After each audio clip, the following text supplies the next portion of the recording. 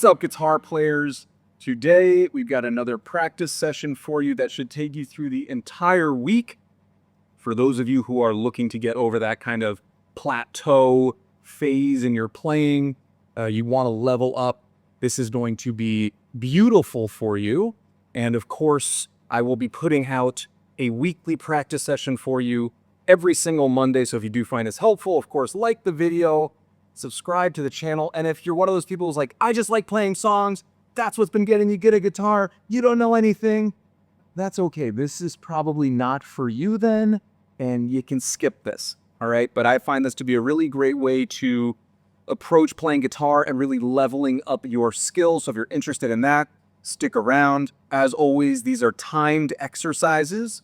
If you need to adjust the timing, feel free to bring things down a little bit time-wise. But I think 20 minutes is a great amount of time to really up your technical skills, and it makes it that much easier for you to get better at these songs and solos that you really want to learn and bring into your playing. So with that, I think I've covered all of the disclaimer things. So let's go ahead and jump into exercise 1. So exercise 1 is focused around skipping strings, and a lot of reasons that we want to be, good at skipping strings, but let's just say accuracy with the picking hand. Of course, there's going to be some fretting hand accuracy as well. And in all of these exercises, touch and feel are a component, not over picking, not squeezing too hard with the fretting hand. So anyways, here is the exercise. Let's go through it, and then we'll break it down quickly and move on.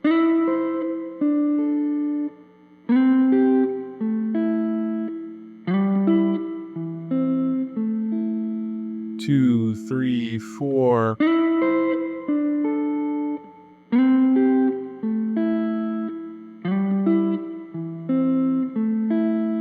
2, 3, 4, and then we repeat. All right, obviously the tabs are up next to me, but there are also downloadable PDFs for all of the exercises we're going to go through. So you can use this, before every single one of your guitar playing sessions, and you don't actually have to come back to this video just to go through it each time. You can download these, so you can either print them out or just have them on your computer and get right into it, so you're not wasting time, watching, scrolling through this video just to get to each exercise. All right, so obviously here we're, going from G to the high E to start, then we're going D to B on that kind of like second rotation through, and then we're going A to G, and then we're having a quick return to D to B. So on each one of those sets, let's call it, you're skipping a different string. Now you're watching me, slide into each segment, each string set, let's say.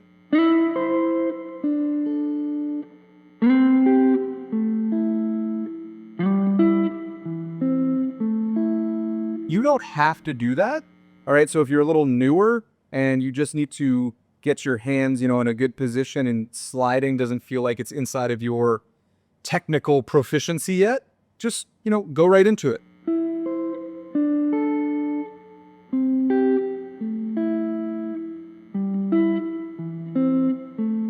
That's totally fine. If you feel like you're beyond that and you want to slide into every single piece,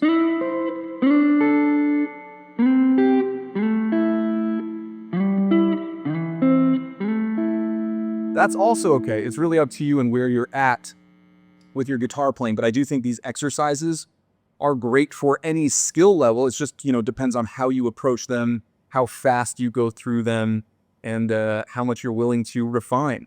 But of course, as always, like I said, these are timed exercises. So set a 5-minute timer. You might say to yourself, oh, that's so boring, just 5 minutes or 5 minutes of just this.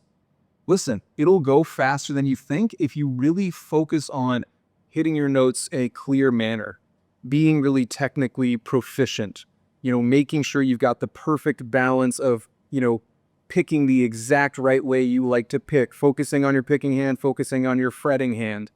It'll go fast if you really just dial in your technique, basically. But again, you can shorten that up if you'd like to, all right? But there's really how you can adjust things a little bit to your skill set, and I would always suggest putting on a metronome as well. I'm using my phone to film. I've got my amp plugged into my computer, so you can all hear that clearly. And so both of my metronome pieces of equipment are being used right now. But I always suggest playing things with a metronome. You can stay on time, something that isn't so fast that you're rushing to keep up with it, but at the same time, something that keeps you honest. So exercise 2 is going to be focused on getting a little faster, speeding up. We always want to kind of increase the difficulty as we go along. And so that first exercise, just feeling out the connection between you and your guitar, kind of like Avatar, the hair coming together, to sync you up. And then we're going to try to increase the difficulty, but nothing should be overly difficult in our practice session because we want to get really technically proficient. Oftentimes, learning a really difficult song can backfire, even though there's tough skills in there, because there's a lack of repetition and because there's such excitement around, I'm going to learn this song, that we don't slow things down enough. And it can help, but sometimes it can hurt. So anyways, we're going to really focus on alternate picking here, trying to go for speed, and we're using very simple major scale shapes to go for that. So we're going to hit 2 different shapes, and we're going to go through each shape 4 times and just really bounce back and forth again, 5 minutes. So shape number 1, kind of the most simple major scale shape.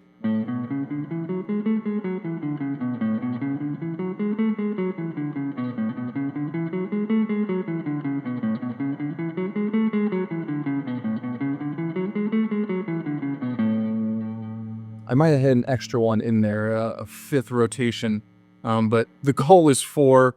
There can always be the distraction of making sure, am I being seen? Do I look cool? Whatever.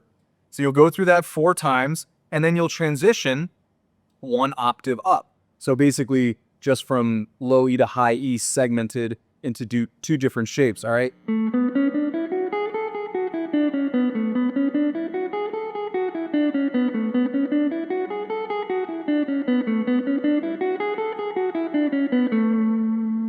There was 4. Make sure to keep good count there. So 4 and 4, start at a speed or, put on a click track, a metronome that, again, keeps you honest. If you have 5 minutes, you can even segment it, keep your eye on the clock, 1 minute.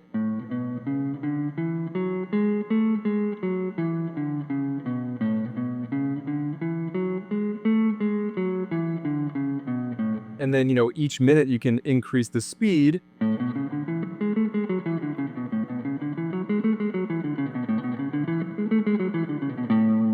I'm missing strings now, I'm missing notes there. So obviously if I was, taking this as my serious warm-up, it would be a lot more gradual so I could really confirm, okay, did I do this well, for example, at, 80 DPM? Okay, it sounded good. Let's increase to 85. Okay, did that sound good? Let's increase to 90. Now you can just focus on one shape. That's totally fine. Again, if you're a beginner, you might not want to alternate between the 2. If you're more advanced and all of the major scale shapes across the neck, feel free to go through ones that feel more advantageous to your playing, capacity, your capabilities. So that's really it though. Just working on perfect touch, perfect feel. Always start a little lighter. I feel like when I'm, creating these videos, I'm over picking a little bit so I can make sure I'm getting heard.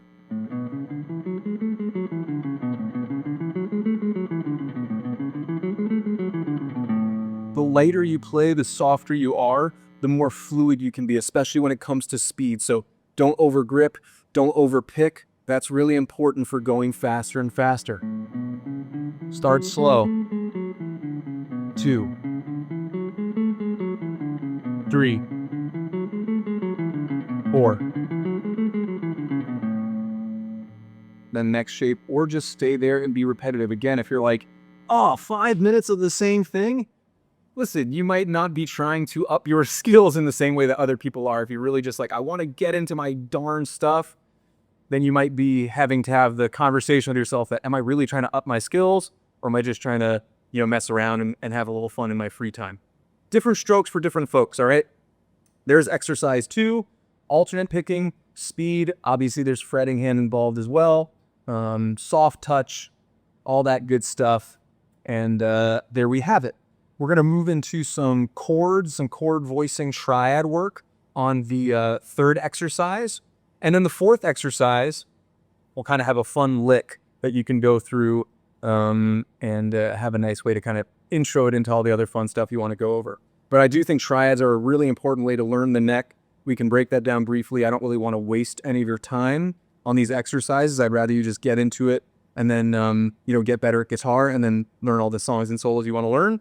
So I'll try to keep all those explanations brief. But basically what we're going to do is we're going to play a specific bar chord. So we're going to start with G major, and then we're going to run through all of the triad shapes that can be layered over that shape, right? So this would be the E shape in the cage system, right? We're moving the E up here, right? And then we're going to run through all the triad shapes. We're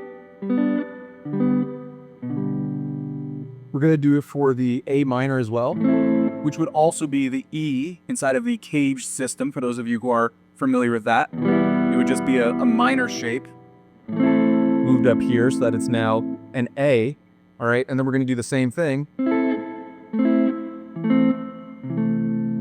And recognize the difference between minor and major. For those of you who want to get, more familiar with basic theory principles. In a major, we have, 3 notes, basically, the 1, the 3, and the 5. So in the key of G, we have G, we have B, and we have D, all right? So think about that as 1, 3, 5. And if we flat the third, it's now a minor chord, all right? So 1, 3, 5, 1, flat 3, 5. So that's all we're doing when we're playing an A minor. But that's why this position is different in the G and the A minor. It's the difference between a major third and a minor third. Good for you to know that. Then we're going to go to the A shape in the cage system. So same thing, think about the A chord, and we're going to go to the A shape. And we're going to run through all of those triads as well that layer on top of that shape.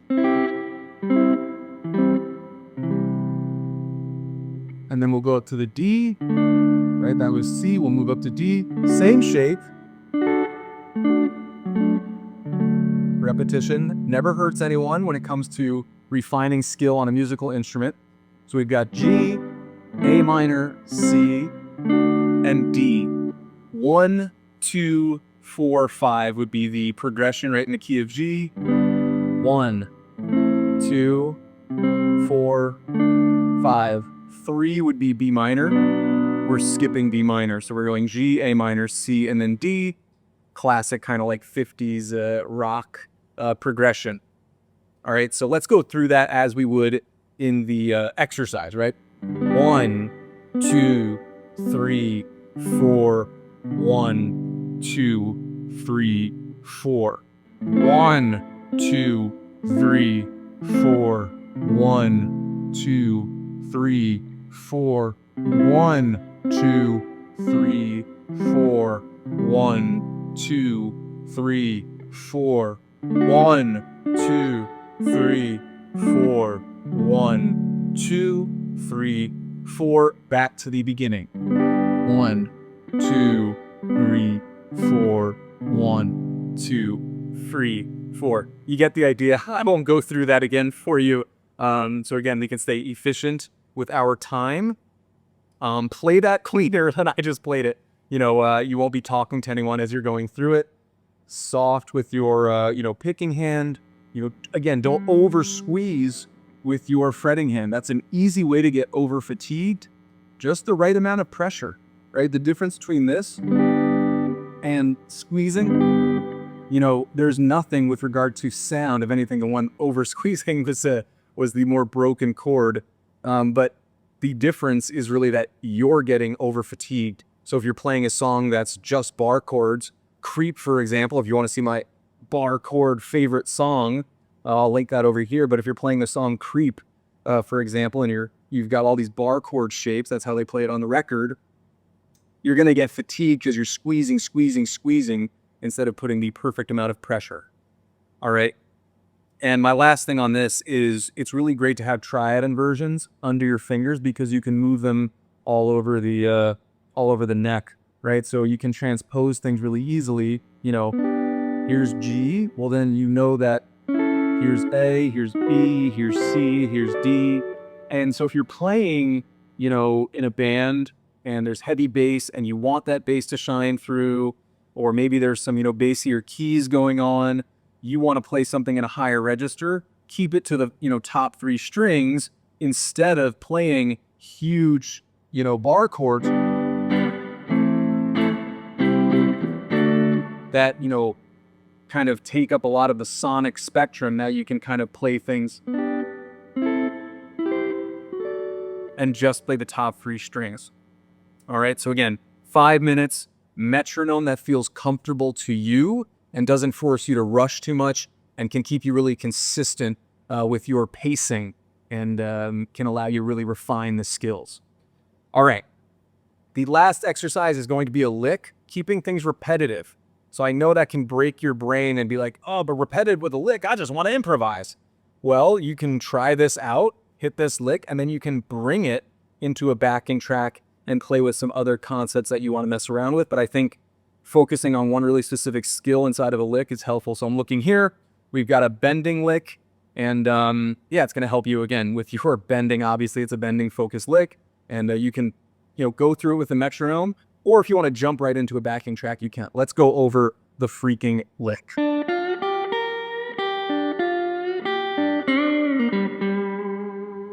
So there's the lick. A few things are going on here. We're just going half-step bends on the B and high E strings. And you can measure that.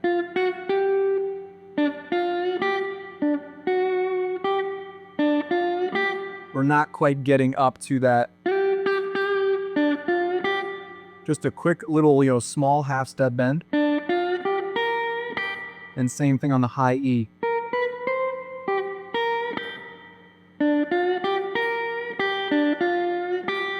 And then we're getting a full step bend.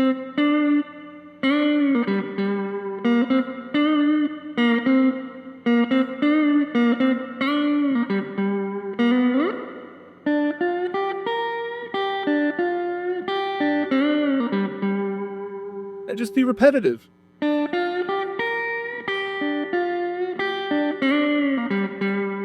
1, 2, 3, 4.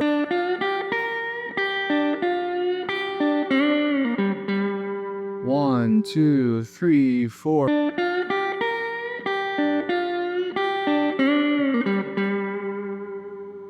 All right, over and over and over, and go slow enough. Maybe you go no metronome, no backing track, and you just work on really hearing out those bends.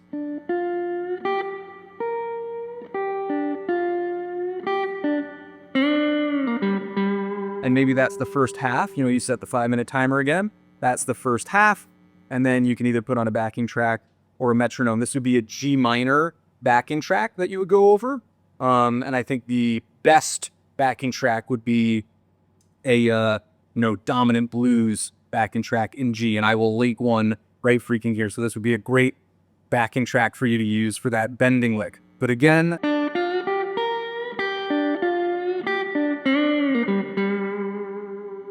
and just play that over and over. It will help you get your fingers strong. If you're always going through a song, you're kind of, breaking things up, you're relearning, and then you're going back, wait, what's that next part? Do I have that quite right? You're going to be wasting time where you could be building up the strengths that, again, when you get into the songs and solos you want to learn, well, you need to be great at bending if you want to have great guitar solos. And you could be strengthening them up, strengthening those positions up, those techniques up in an exercise like this, and then you won't have to think about it when you get into all of the other songs and solos you want to learn. So if you found this helpful, great. Like the actual video. It's helpful for me. And of course, subscribe to the channel because next week we'll have a different set of drills to keep you, well-rounded with your guitar skills. And that's really the deal. I hope this has been great for you. I've had so much fun here with you. And I do want you all to get great at guitar. So there it is. Have a great rest of your freaking day. Happy guitar playing to you on this week. We'll have some other stuff out real soon. And of course, we'll have these weekly practice sessions for you completely free of charge right here on the YouTubes. So anyways, I'll see you on the next one. Peace.